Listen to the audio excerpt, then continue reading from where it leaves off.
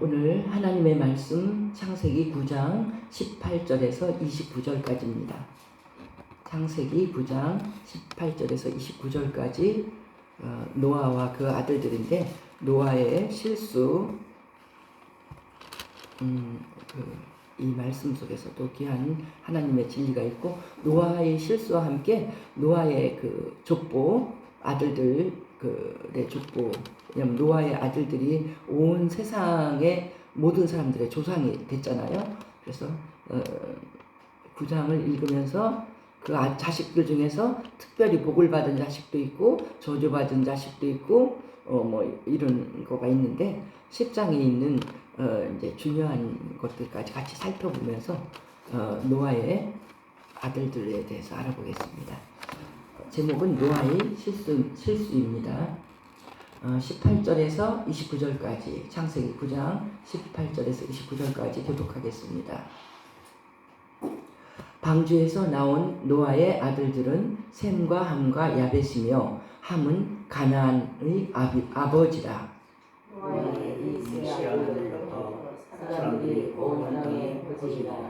노아가 농사를 시작하여 포도나무를 심었더니 포도주를 마시고 취하여 그 장막에서 벌거벗은지라. 가나안의 아버지 함이 그의 아버지의 하체를 보고 밖으로 나가서 그의 두 형제에게 알림해 셈과 야벳이 옷을 가져다가 자기들의 어깨에 메고 뒷걸음쳐 들어가서 그의 아버지의 하체를 덮었으며, 그들이 얼굴을 돌이키고 그들의 아버지의 하체를 보지 아니하였더라. 노아가 술이 깨어 그의 작은 아들이 자기에게 행한 일을 알고 이에 이르되 가나안은 저주를 받아 그의 형제의 종들의 종이 되기를 원하노라 하고, 또 이르되 셈의 하나님 여호와를 찬송하리로다. 가나안은 셈의 종이 되고 하나님이 야벳을 창조하게 하사 셈의 장막에 거하게 하시고, 가나안은 그의 종이 되게 하시기를 원하노라. 홍수 후에 노아가 350년을 살았고 그의 나이가 950세가 되어 죽었더라. 아멘. 오늘 말씀에 짧지만 그 가운데 많은 하나님의 진리가 들어 있습니다. 첫째는 노아가 실수한 이야기.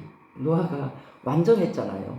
당대의 완전한 자라. 그래서 우리 하나님이 그 험하고 죄악에 물든 세상에서 이 거룩한 완전한 노아를 통해서 내가 새로운 의로운 세상을 일으키겠다. 그렇게 해서 그 노아 한 사람을 보고 그 노아와 아들들을 방주를 통해서 구원해 갖고, 이제 새로운 온 세상에 죄악을 범한 인간들은 다 죽고 노아와 아들들만 남은 그 새로운 세상을 일으켰는데, 이제 우리가 9장 바로 앞부분이 하나님이 무지개 언약을 하시면서 그래 내가 이 보듬고 사랑해주고, 그러니까 하나님이 굉장히 평온한 메시지를 많이 주신 거죠. 대홍수 지나갔어요. 그러니까 인생에서 대위기, 하나님 앞에서 자기가 해야 될 절대적인 사명 다 한 거예요. 노아가 다 지나가고도 끝이 아니라는 거예요. 여기서 교훈은 우리의 인생, 내가 이 땅에서 하나님이 내 숨을 멎게 하시고 데려가시는 그 순간까지 긴장의 끈을 놓으면 안 된다는 걸 우리가 노아의 실수에서 보는 거예요. 이렇게 훌륭한 사람인데, 당대의 완전한 자라. 하나님이 온 인류의 그때 숫자가 얼마나 많았을 건데요. 그냥 글쎄 그때 임 목사님 그 전에 홍수 때 사람 인구 막 한번 계산해 봤죠. 80억. 네? 80억. 80억? 예. 임 목사님이 다 이제 제약된 세상에 그때 노아 시대에 얼마나 인구가 불어났을까 해갖고 전부 다 아브라함 때에서부터 나이 계산하고 막 이렇게 해갖고 그걸 인구를 그 전 때 계산해서 그것도 한참 가르친 적이 있었거든요.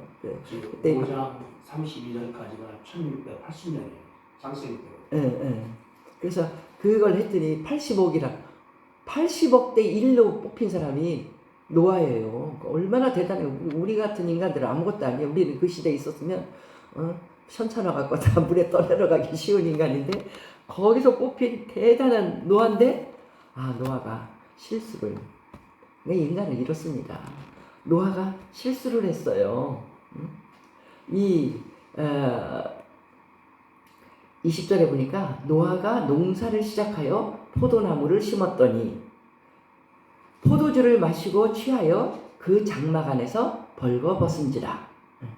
이제 노아는 자기의 직업을 농사를 택했어요. 그래서 이제 포도나무, 포도 농사를 졌죠. 그러니까 자연히 포도주를 만드는 기술도 이제 같이 해서 포도주가 얼마나 즐겁기도 하고 또 뭐 요새도 그래요. 많이 마시면 안 되지만 조금 마시면 또 거기다 무슨 양파를 넣고 마시면 심장병에 좋대. 그래서 사람들이 나는 약으로 먹는 거야. 이렇게 굉장히 좋은 거거든요. 근데 그걸 좋아서 너무 많이 마셨어. 과하게 마셨더니 이제 노아가 자기 이성과 자기 정신을 잃은 거죠.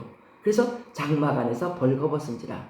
이건 뭐냐면 이제 술을 많이 마셔갖고 제대로 생각하는 기능이 없고 막 몸이 알코올 때문에 더워지고 막 이러니까 그냥 막 자기 그렇게 점잖은 사람이 할 수 없는 이 노아가 평상시에 할 수 없는 일이 그러니까 술이 사람을 이제 삼킨다고 그러잖아요.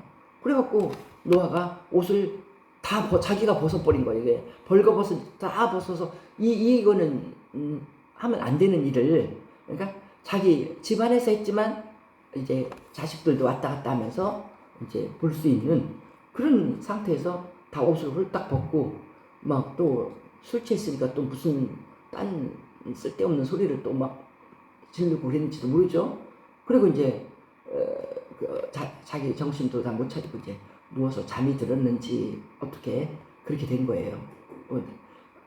이거를 이제 자식들이 그 중에서 이제 함이 먼저 보고 한 일과 이 아버지를 이렇게 실수하고 부끄러운 아버지를 보고 한 자식들의 행동에 따라서 저주와 축복이 왔어요. 그러니까 뭐 자기가 잘못해갖고 뭐 이게 아니에요. 거기서도 또 의미가 있습니다. 이런 아버지의 실수를 보고 그 실수를 용납을 못하고 떠벌리고 다닌 함은 큰 저주를 받았거든요. 근데 아버지의 실수를 듣고 그걸 가려주려고 그 애를 쓴 두 아들은 엄청난 축복을 받았거든요.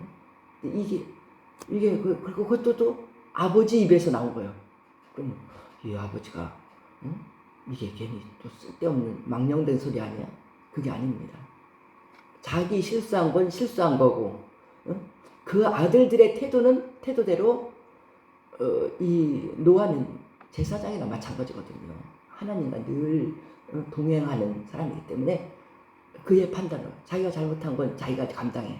근데 자식들이 잘못한 거는 이런 인격은 복받을 수 없다는 걸 지금 보여주는 거예요. 그래서 두 가지를 우리가 오늘 볼 수 있어요. 첫째, 노아의 실수를 통해서 우리가 배우는 겁니다. 실수를 언제 방심하고 실수를 하는가? 그걸 보면요. 지금 노아에 대해서 우리가 다 보니까 정말 기가 막히잖아요.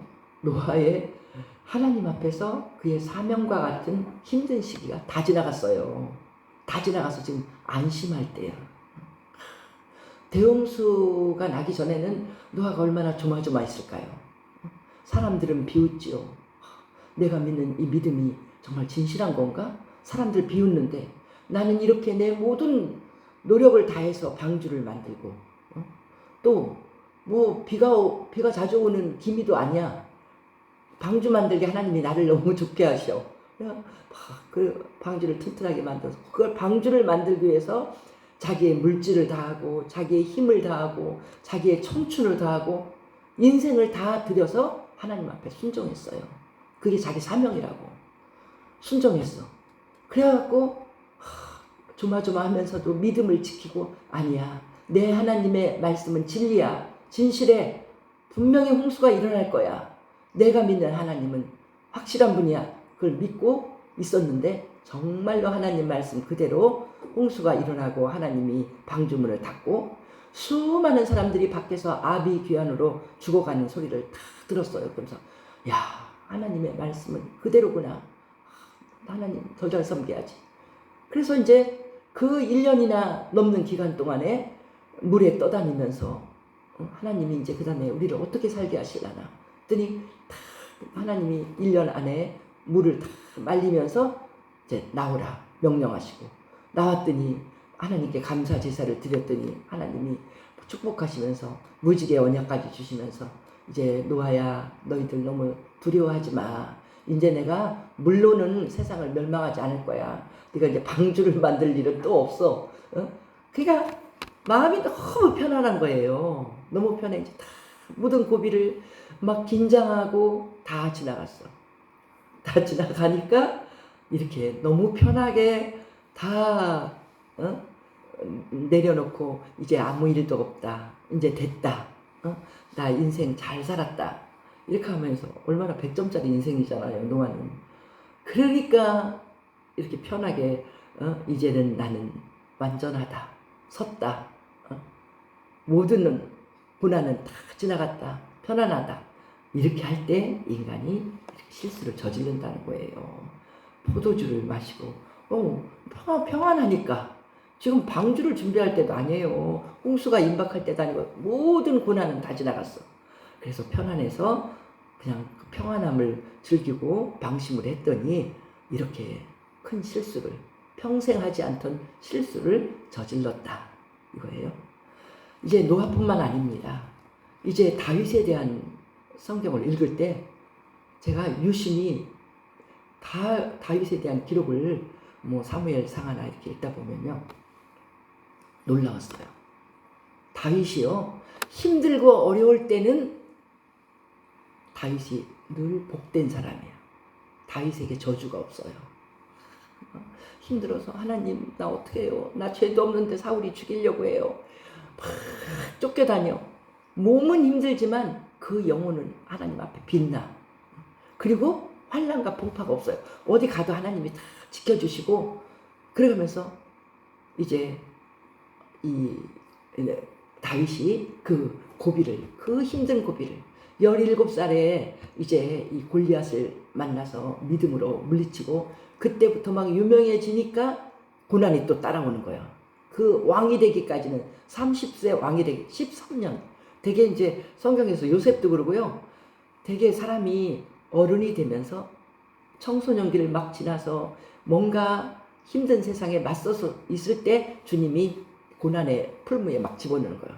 그래서 요셉도 17세, 다윗도 17세, 하나님 앞에 아름다운 영혼으로 섰는데 그냥 귀한 하나님의 일을 하면서 동시에 그를 키울 때 하나님은 항상 하나님의 자녀를 뭐랄까 이 환난과 풍파 가운데서 얼마나 잘 이겨나가나 하나님 뜻대로 이겨나가나 이걸 보지 그냥 편안하게 온실 속에서 그래 네가 나를 믿고 사랑하니까 그냥 아무 문제 없이 올라가는 거 없어.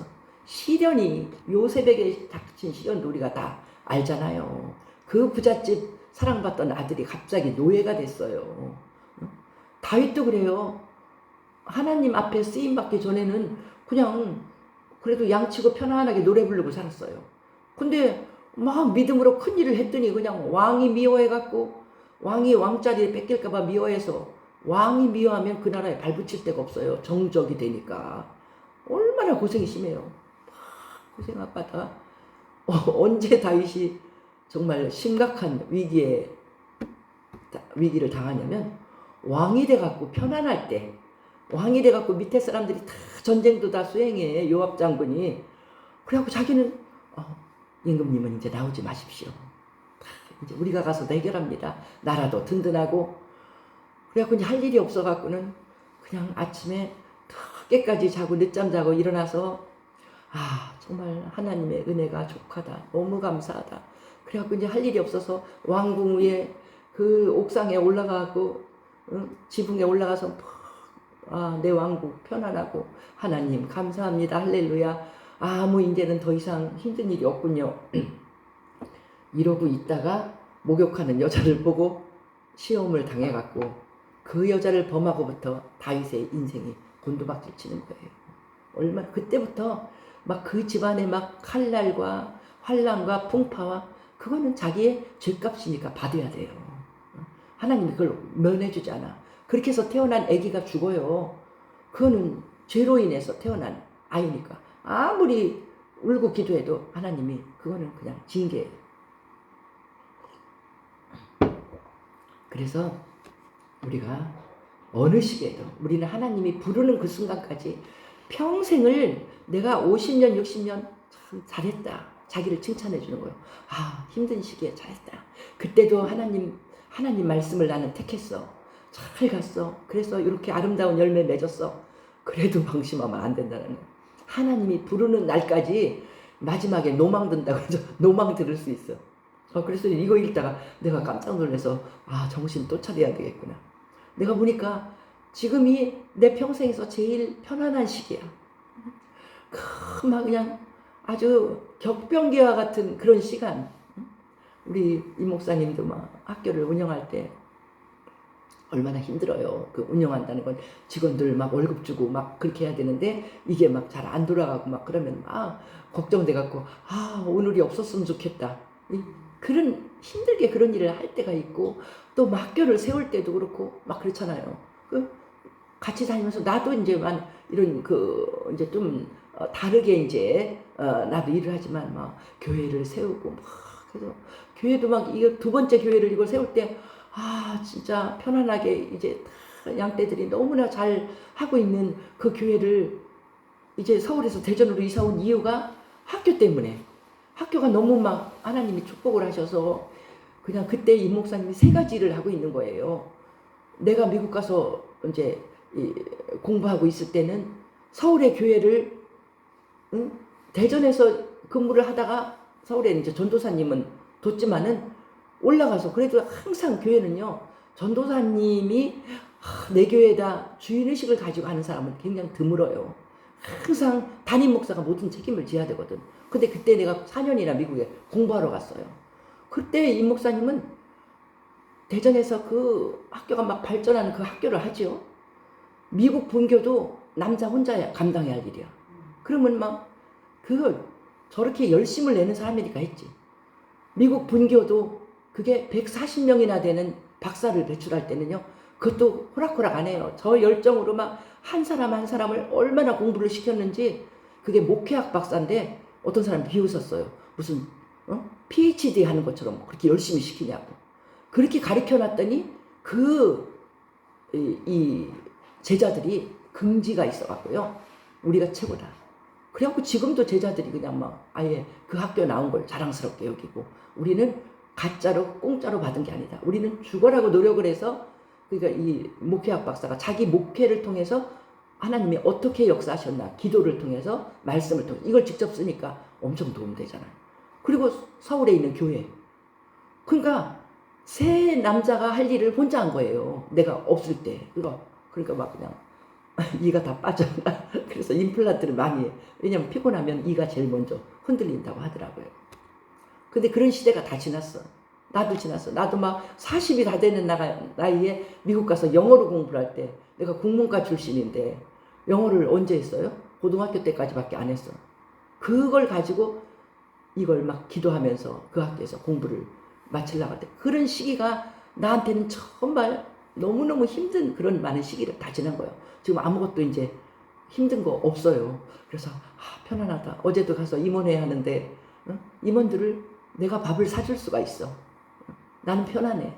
다른 사람들은 막 교회를 개척했다가 막 어떻게 해요 막 하고 이사 가고 막 힘들어. 근데 어떻게 됐든지 하나님 은혜 가운데서 나는 그래도 편안하게 있는. 그래서 편안하다. 근데 이거 노아 실수한 걸 보니까 안 돼. 끝까지 정신 차려야 돼. 왜냐면 나약한 인간이라 편안하다. 이제 됐다. 이렇게 하면은 분명히 나태하고 실수하고 하나님 앞에서 말씀에서 어긋난 길을 갈 수 있거든요. 그게 첫째예요. 두 번째는 뭐냐면 이 함은 저주를 받고 셈과 야벳은 복을 받았어요. 이것도 우리한테 배울 점이 엄청 많은 거예요. 함이 잘못한 것, 함이 저주받은 것, 그 뒤에 엄청 저주받았거든요. 이 노아가 술이 깨서 그의 작은 아들, 함이 둘째 아들인 것 같아요. 작은 아들하고 여기 주석에 둘째라고 썼잖아요. 자기에게 행한 일을 알고 이에 이르되 가나안은 저주를 받아 그의 형제의 종들의 종이 되기를 원하노라.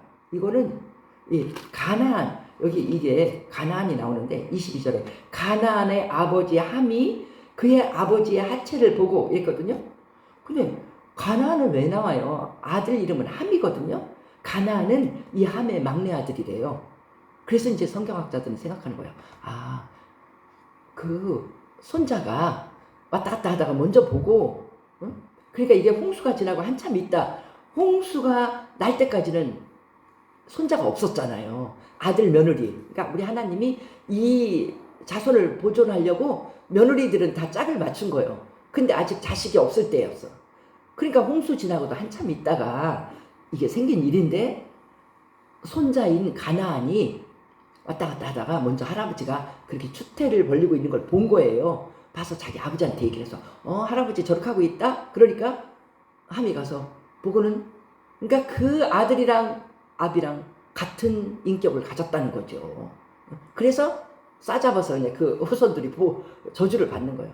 그랬더니 그렇게 했다면 아버지가 인격이 있으면 아이고 이놈아 그러면서 이제 다른 조치를 했을 건데 가서 또 보고 막 나발을 불어. 우리 아버지가 참 이런 실수를 했네.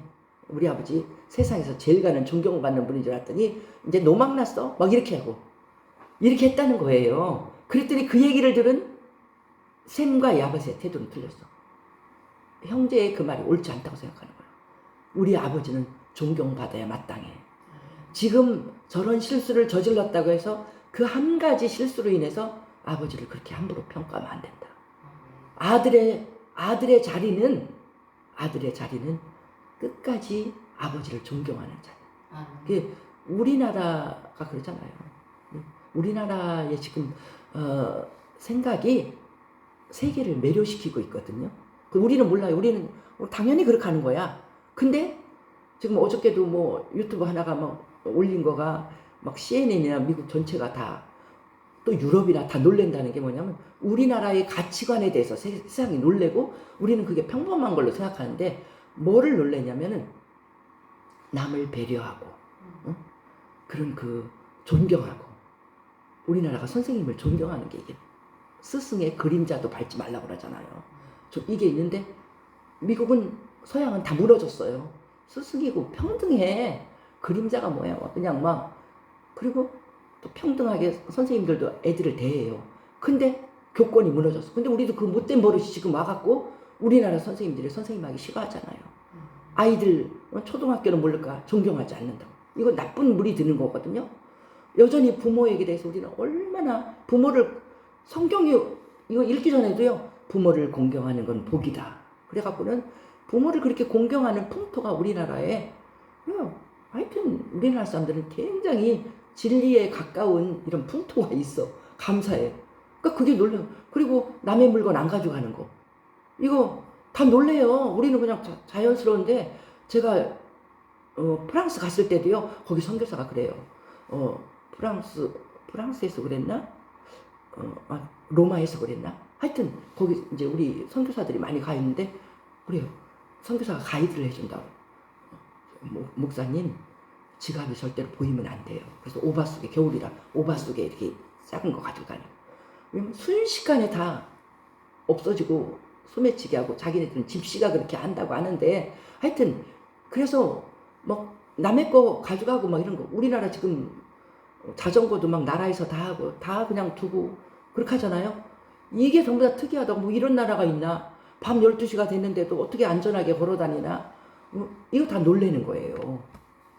정말 어찌됐든지 우리에게 있는 게 너무 아름다운데 이게 성경에서 얘기해주는 진리와 같다는 거예요.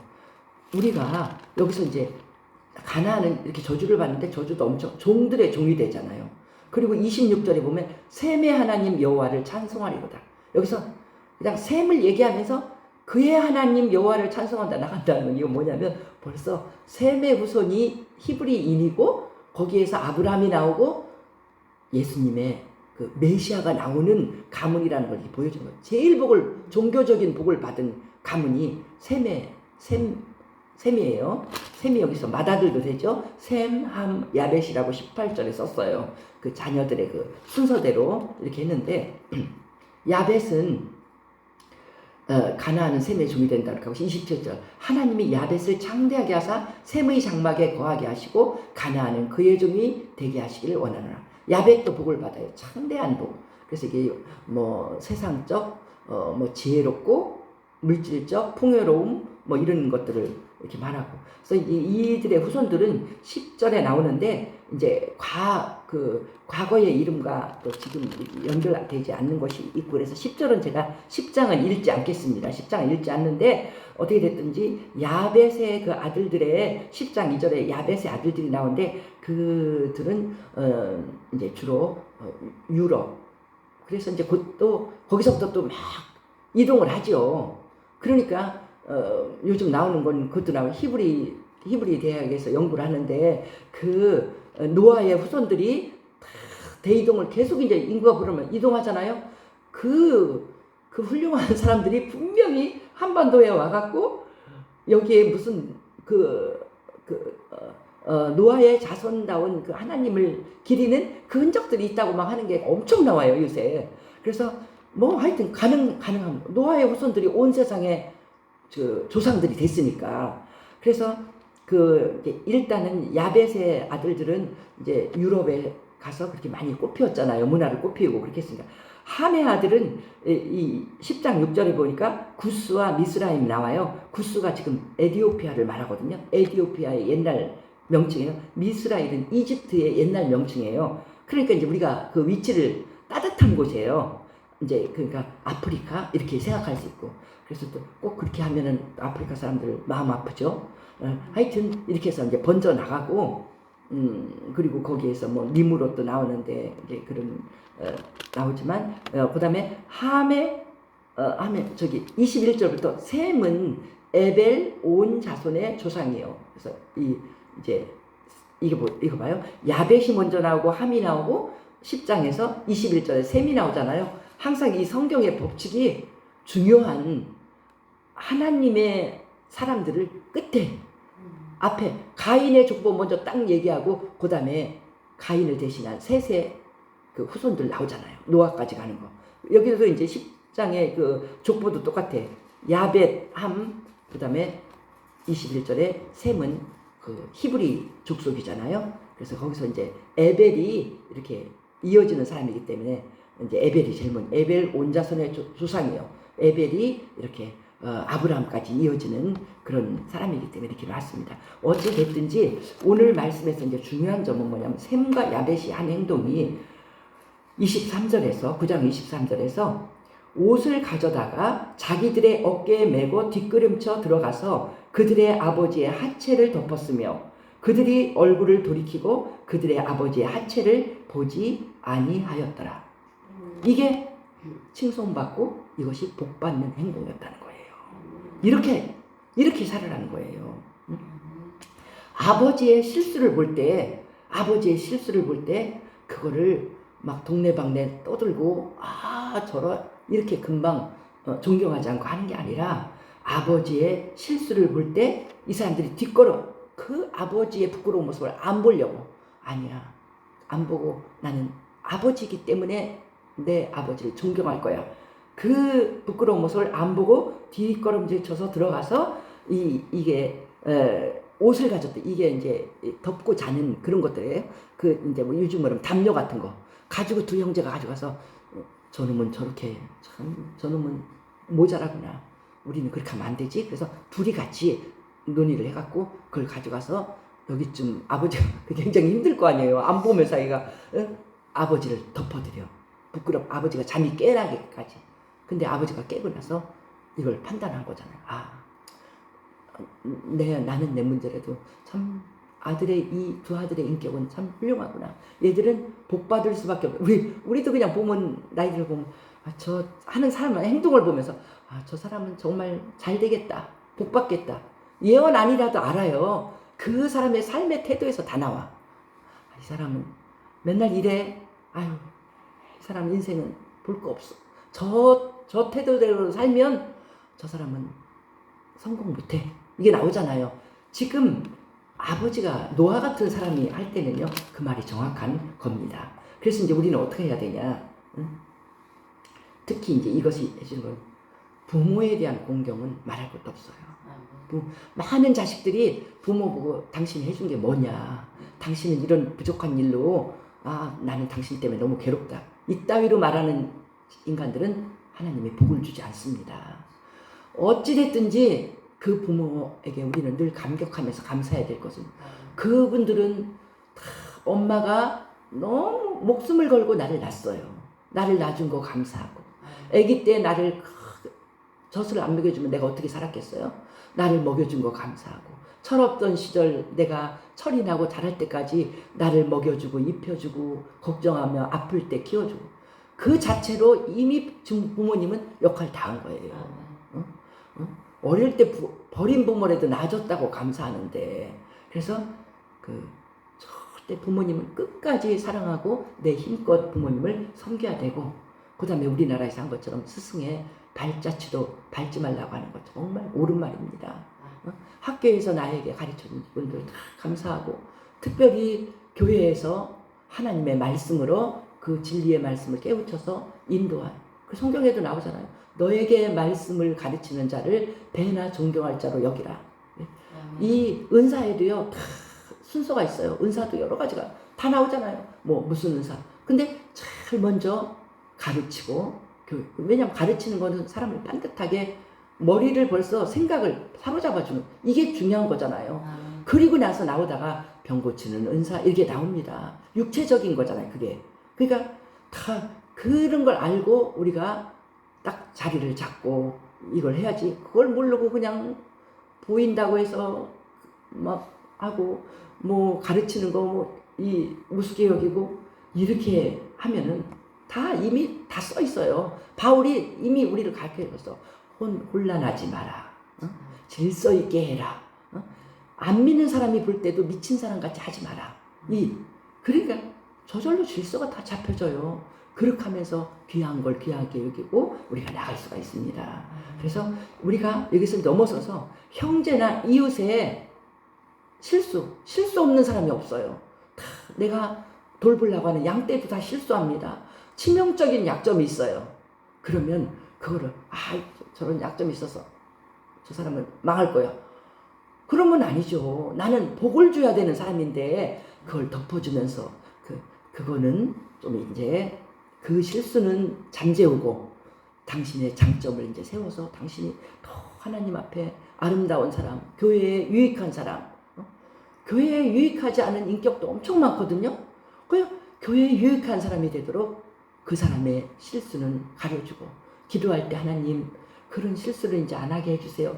기도로서 도와주고 그러면서 우리가 정말 그 사람의 아름다운 것을 그게 모든 사람에게 이어져야지 우리가 하나님의 나라를 세울 수가 있고 우리 하나님 앞에 복 받는 사람. 셈과 야벳이 이런 태도로 살았더니 크게 복을 받았잖아요. 그래서 우리가 이 짧은 말씀이지만 노아와 그 아들들의 이걸 통해서 우리가 또 귀한 진리를 배우면서 우리가 노아처럼 노아 같은 사람도 실수한 걸 보면서 끝까지 정신 차리고 항상 성경에서 그러잖아요. 정신 차려라, 조심해라, 삼가 조심해라. 끝까지. 그래서 저도 막 너무 힘든 세월들을 다 지난 이때라도 우리 하나님이 나를 데려가시는 날까지 조심하고 살아야 된다는 걸 말씀에서 깨닫고 그리고 우리들의 삶의 태도가 항상 사람들 앞에서 특히 실수하는 거를 눈 감아주면서 그를 더 아름다운 하나님의 사람 되도록 나에 대해서는 정신 차리고 조심하고 다른 사람에 대해서는 덮어주면서 정말 함께 하나님의 귀한 일을 할 수 있는 그 자리로 나가게 하는 귀한 생명의 말씀을 오늘도 들었습니다. 하나님께 감사드리고 영광을 드립니다.